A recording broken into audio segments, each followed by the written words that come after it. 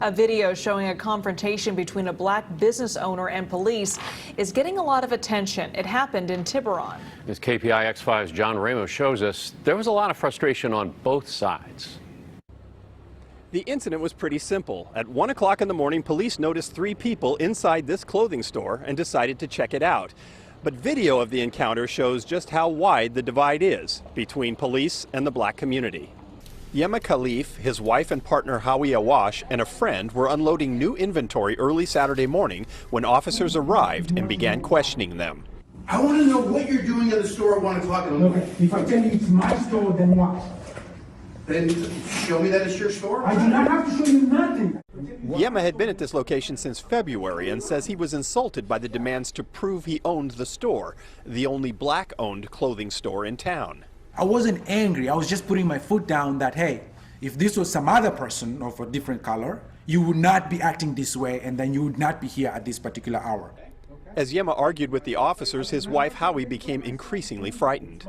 Absolutely. I mean, one of the police officers had his hand on his gun, which was the most terrifying part for me. You are in a store after hours when the stores are closed. You should be grateful that we're being as diligent as we are to look out for the street. That's all we do.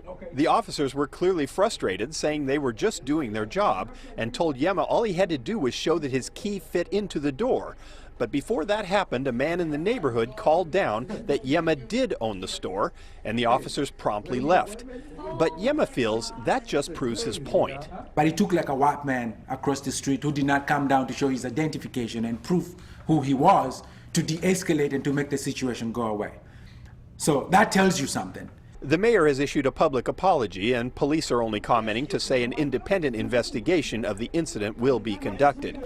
And while some in the community showed up to support the business owners today, Rand Schulman says he actually sees both sides of the dispute. And I appreciate the police taking notice that something is a little bit out of the pattern that they see, and they investigate it a little bit. I understand that point of view.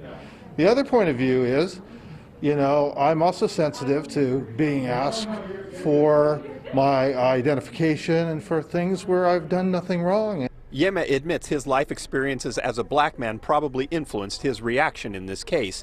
But that's what happens when trust is lost. And the actions of everyone, citizens and police officers alike, are seen as being suspicious.